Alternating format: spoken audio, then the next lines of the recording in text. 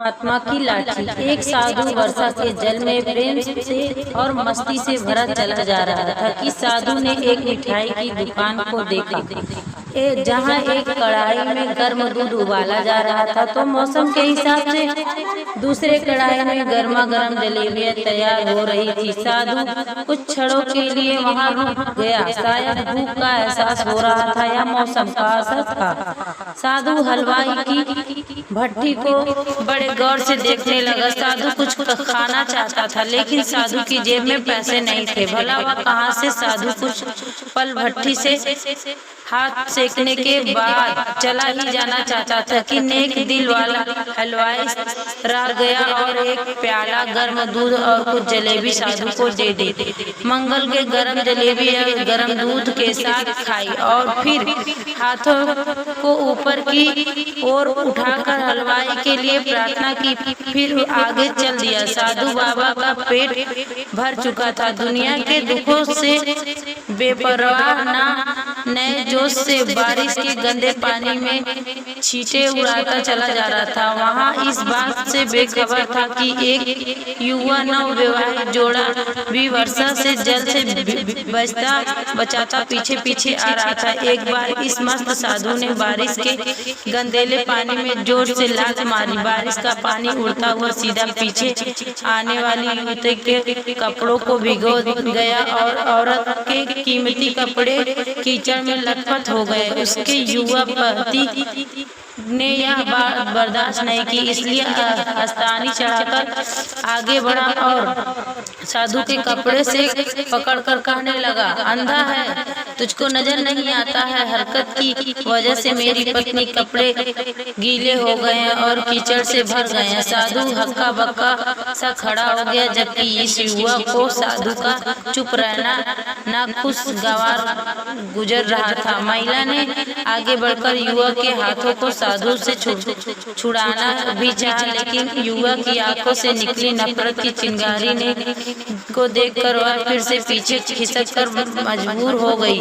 राम चलते राहगीर भी उदासीनता से यह सब दृश्य देखने लगे, लेकिन युवा गुस्से को कंट्रोल नहीं कर पाया। इतनी हिम्मत नहीं हुई कि रोक पाते और आखिर में जवानी के नशे में चूर होकर युवक ने जोरदार थप्पड़ साधु के चेहरे पर जड़ दिया। बूढ़ा मंगल थप्पड़ की ताड़ का झेलता हुआ लड़खड़ाकर गिर गया कीचड़ में।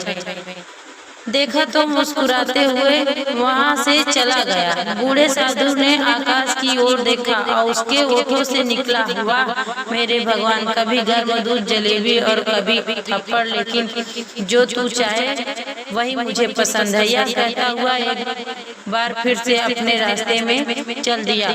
दूसरी ओर युवा जोड़ा अपनी मस्ती समर्पित करते अपनी मंजिल की ओर अग्रसर होकर थोड़ी ही देर चलने के बाद एक मकान सामने पहुंचकर रुक गए। वह अपने घर पहुंच गए थे। युवा अपने जेब में चाबी निकालकर पत्नी से हंसी मजाक करते हुए घर की सीढ़ियां तय कर रहा था। बारिश के कारण सीढ़ियां पर फिसलन हो गई थी। अचानक युवा का पैर फिसला और सीढ़ियों से नीचे गिर गया। महिला जोर जोर से शोर मचाकर चिल्लाने लगी, ध्यान अपने पति की ओर आकर्षित करने लगी।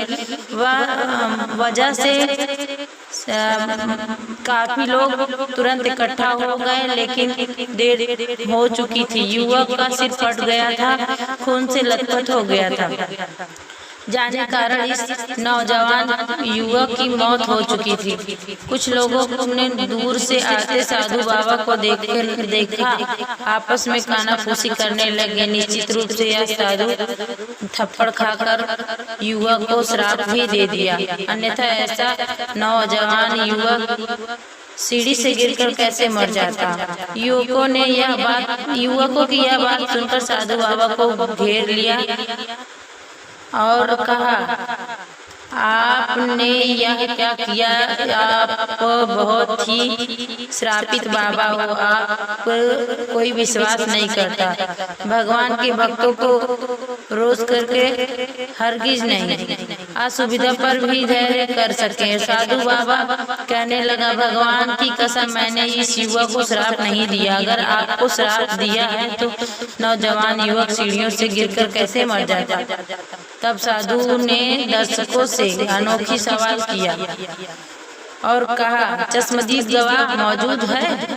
एक युवक ने आगे बढ़ते हुए कहा, हाँ, घटना का चश्मदीद गवाह। साधु ने अगला सवाल किया, मैं एक कदम कीचड़ में उछाला या नौजवान युवक मेरे कपड़े दागी लग गया था, लेकिन महिला के कपड़े जरूर खराब हो गए थे। मंगल का युवक की बाहों में थामते हुए फिर पूछा, युवक ने मुझे क्यों मारा? युवक करने लगा, क्योंकि वह इस महिला की प्रेमी थी और बर्दाश्त नहीं हो सका, इसलिए प्रेमिका के कपड़ों को गंदा देखकर युवक ने आप पर थप्पड़ मारा। साधु बाबा ने एक जोरदार ठकारा बुलंद किया, यह कहता हुआ वहां से विदा हो गया। तो भगवान की कसम, श्राप कभी किसी को नहीं, लेकिन कोई भी मुझ पर प्रेम बरसाता है तो उसके साथ प्रेम की शीलता भगवान रखेगा, और जो मुझे गलत थप्पड़ मारेगा या कुछ कहेगा तो उसके साथ गलत ही होगा।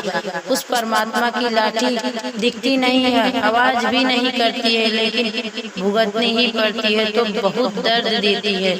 दोस्तों, अपने कर्म ही आपकी लाठी से बचाता है। आप अच्छे कर्म करिए, आप भगवान आपके साथ रहेंगे, आपके साथ सब कुछ अच्छा करेंगे।